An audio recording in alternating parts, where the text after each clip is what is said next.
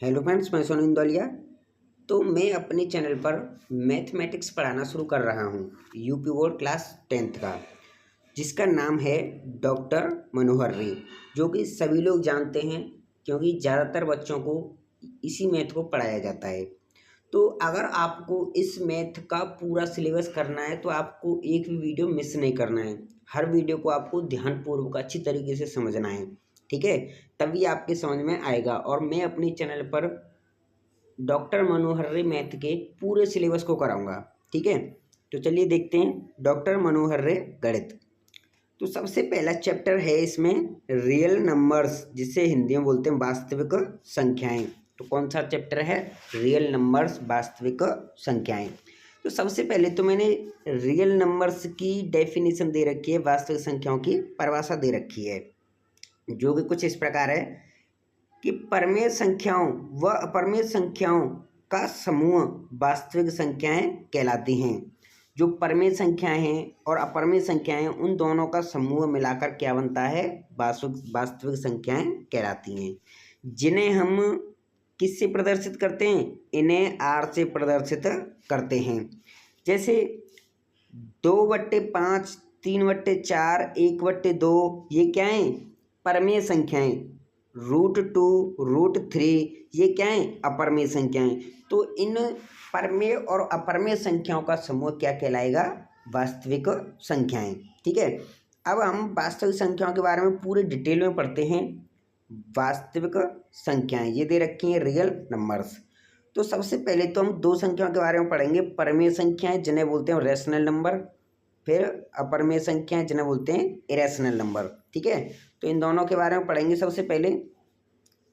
तो परमेय संख्याएं क्या होती हैं? जिन संख्याओं को P/Q के रूप में लिख सकते हैं या लिखा जा सकता है। जिन संख्याओं को P/Q के रूप में लिखा जा सकता है, लेकिन Q का मान 0 नहीं होना चाहिए। Q का मान 0 नहीं होना चाहिए। तो नीचे Q आता है, यानी कि जो हमारा हर का आंसर है वो 0 नहीं होना चाहिए, और अंश में यानी ऊपर वाला 0 हो जाए, कोई दिक्कत नहीं है। तो इसमें क्या दे रखा है कि जिन्हें हम P/Q के रूप में लिख सकते हैं, लेकिन Q का मान 0 नहीं होना चाहिए। जैसे मैंने कुछ एग्जांपल दे रखे हैं परमेय संख्याओं के। 2/5, 3/4, 5 है, यानी कि 5 के नीचे हम 1 मान सकते हैं, तो Q की वैल्यू क्या हो जाएगी? 1।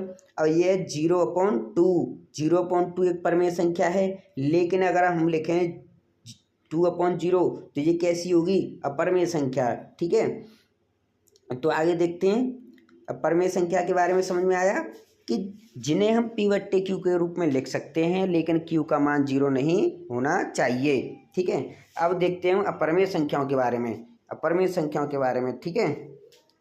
देखिए, अपरमेय संख्याएं जिन्हें बोलते हैं इरेशनल नंबर्स। जिन संख्याओं को P/Q के रूप में नहीं लिखा जा सकता है, वे क्या कहलाती हैं? अपरमेय संख्याएं कहलाती हैं। जैसे एग्जाम्पल दे रखे हैं √2, √5, 2√2, पाई आदि, यानी ये क्या हैं? अपरमेय संख्याएं हैं, जिन्हें हम P/Q के रूप में नहीं लिख सकते हैं। देखिए, अगर हम √4 दें तो ये क्या होगी? ये एक परमेय संख्या होगी। क्यों? क्योंकि जब 4 को हम बाहर निकालेंगे तो इसका आंसर क्या आएगा? 2, क्योंकि 4 क्या होता है? 2 का स्क्वायर होता है, ठीक है? तो ऐसी संख्याएं जिनका स्क्वायर रूट निकाला जा सकता है, जिनका वर्गमूल निकाला जा सकता है, वे क्या कहलाती हैं? परमेय संख्याएं कहलाती हैं, ठीक है? अब आगे देखते हैं प्राकृतिक संख्याएं जिन्हें बोलते हैं हम नेचुरल नंबर्स, और दूसरी हैं पूर्ण संख्याएं जिन्हें बोलते हैं हम होल नंबर्स, ठीक है? सबसे पहले हम प्राकृतिक संख्याओं के बारे में पढ़ेंगे कि प्राकृतिक संख्याएं क्या होती हैं। जो संख्याएं 1 से शुरू होती हैं प्राकृतिक संख्या कहलाती हैं। क्या कहलाती हैं? प्राकृतिक संख्याएं कहलाती हैं। 1 से शुरू होती हैं और अनंत तक जाती हैं, इनफाइनाइट, क्योंकि संख्याओं की तो कोई गिनती ही नहीं है, कितने तक भी जा सकती हैं, ठीक है? तो ये रही 1, 2, 3 और इनफाइनाइट, अनंत, ठीक है? जो संख्याएं 1 से शुरू होती हैं और अनंत तक जाती हैं क्या कहलाती हैं? प्राकृतिक संख्याएं कहलाती हैं। अब सेकंड है पूर्ण संख्याएं जिन्हें बोलते हैं होल नंबर्स।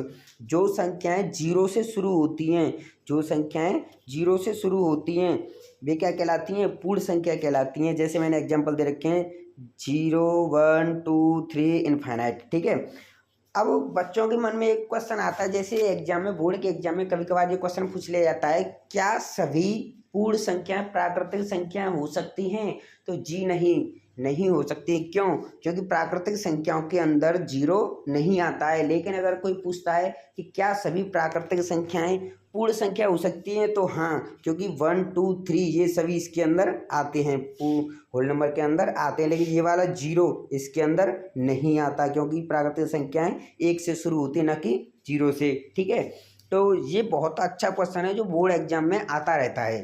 ठीक है, अगर कोई पूछे ना, तो आपको यही आंसर देना है जो मैंने बताया है कि सभी पूर्ण संख्याएं प्राकृतिक संख्याएं नहीं हो सकती, लेकिन सभी प्राकृतिक संख्याएं पूर्ण संख्याएं हो सकती हैं। ठीक है, अब आगे पढ़ते हैं पूर्णांक। पूर्णांक के बारे में पढ़ते हैं, जिसे बोलते हैं इंटीजर्स। तो इसकी डेफिनेशन है, ऋणात्मक व धनात्मक संख्याओं का समूह पूर्णांक कहलाता है।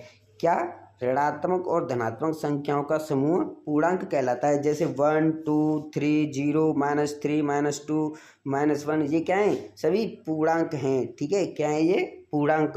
तो बच्चों, उम्मीद करता हूँ ये चैप्टर आपकी अच्छी तरीके से समझ में आया होगा। देखिए, मैंने सबसे पहले एक्सरसाइज शुरू कराने से पहले आपको रियल नंबर्स के बारे में थोड़ा सा आपको डिटेल में बता दिया, जिससे कि आप समझ सकें कि परमेय संख्या क्या होती है, अपरमेय संख्या क्या होती हैं। क्योंकि फिर आगे वाले चैप्टरों में परमेय संख्या भी निकलवाएगा कि इन 2 और 3 के बीच में 5 परमेय संख्या निकालिए। तो इस तरीके से काफ़ी क्वेश्चन आएंगे, तो इसीलिए मैंने आपको थोड़ा सा इस चैप्टर के बारे में नॉलेज दे दी है। तो उम्मीद करता हूँ आपकी ये नॉलेज अच्छी लगी होगी।